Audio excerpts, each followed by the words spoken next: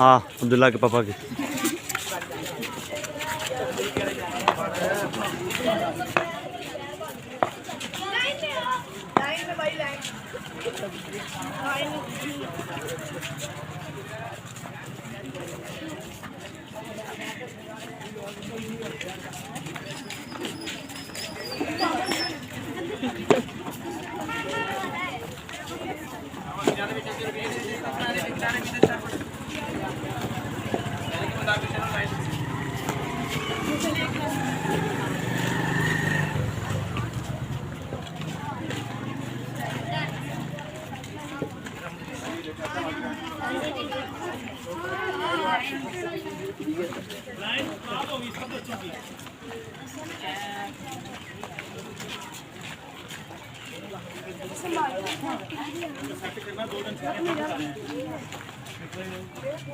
खा पी लै मोटा हो जाए।